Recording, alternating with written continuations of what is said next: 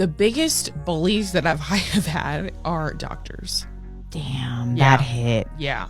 Literally, like I told you, we were talking at the beginning of the show, like I went for an ear infection, and what are you going to do to lose weight? It's like, what? Like, what does that have to do with my infected ear? Like, so I laugh because I relate. Yeah. You call a doctor that's looking out for your health a bully because they're concerned about your weight? Your doctor's job is to factor out all the possibilities of why you would have an ear infection or any type of issue. I mean, what did you expect? That they take your word for it and just hand you medication on demand? No one of any size can walk into a doctor's office and demand treatment for whatever they say they have. How do you even know you had an ear infection? It could have been earwax buildup. You don't know, and you acting like they're picking on you because you're obese. If your biggest bully is a doctor, you must be living a great life. And you only get to see your bully twice, maybe 3 times a year? You sound very entitled. Your biggest bully is only doing their job. And when you find out that you have diabetes, don't blame your bully for medical neglect.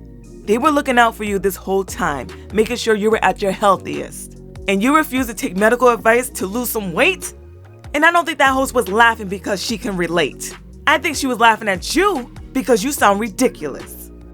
I'm sorry that you don't agree with the fat acceptance movement, but that's not going to stop me from accepting my fat self and accepting other fat people, including and especially fat people who are larger than I am and who exist within multiple marginalizations.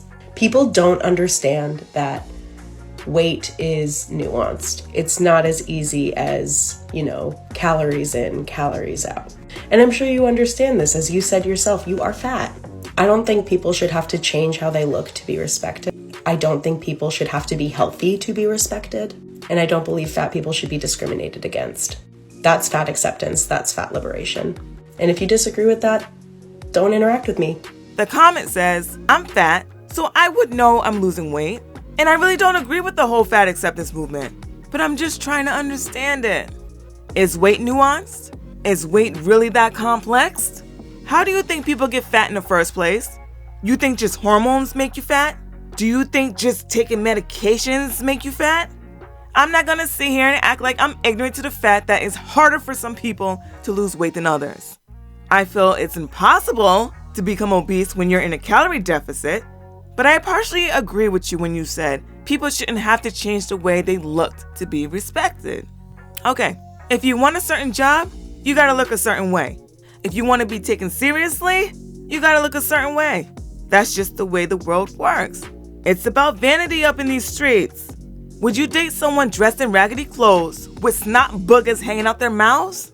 No, you wouldn't. But if you were born with it, no, you should not have to change it to be respected. But again, if you wanted to be a supermodel, they're not gonna hire an obese woman to fill that part. They want their brand to look good. It sounds messed up, but that's just the way it works. You said you don't think people should be healthy to be respected. Why would this come out your mouth? Are you unhealthy because of your own doing? Or are you unhealthy because of something that you have no control over? If you want to degrade your health for the simple fact that you don't want to stop overeating, whose fault is that? Don't lump yourself with people that have no choice in their health. You have a choice. Nobody should be discriminated against. But it happens. We all judge a book by its cover. Sad to say, but it is what it is. You should not be discriminated against for being fat. But you should be discriminated against if you choose not to take your health seriously. What doctor or professional in their right mind will agree with you by saying that it's okay to be unhealthy when you clearly have the tools to change? Just admit it, it's hard to lose weight. You gave up on yourself, and now you have to use these mental games with yourself to be okay with being fat and unhealthy.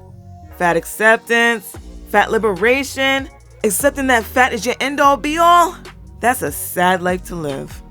No, because imagine if we treated literally anything else the way we treat eating. Like, yeah, I'm on a cleanse right now, so I can only in 1-inch chunks at a time. I'm trying out this thing called intermittent pissing. It's where I'm only allowed to piss 2 hours a day in the middle of the day, but I can piss as much as I want in those 2 hours. Yeah, it's supposed to be like really good for you. The CDC says you're only supposed to blink 1,000 times in a day, and if you blink any more than that, you're disgusting. It says here on your chart that you have too many hair follicles on your head, so your insurance requires that I ask you about hair loss treatments before we actually talk about your broken leg. Oh yeah, let's imagine if we treated everything else the way we treat eating. Let's go over this again, shall we? A poop cleanse by pooping in 1-inch chunks at a time. Intermittent pissing for 2 hours a day in the middle of the day.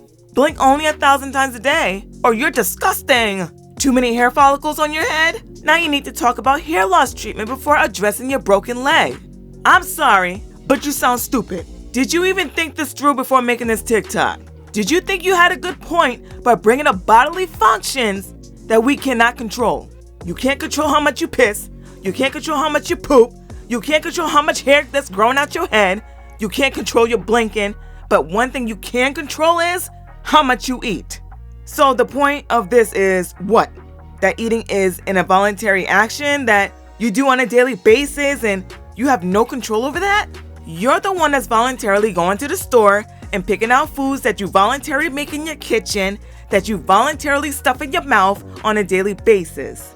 You're the one that voluntarily drives to a fast food drive-thru and voluntarily order everything off the dang menu, stuff your face, and voluntarily pretend you didn't know where all those wrappers came from. Why do people in the fat acceptance movement have to find ways to justify their overeating issue? What you need to accept is that you need mental help for your disease.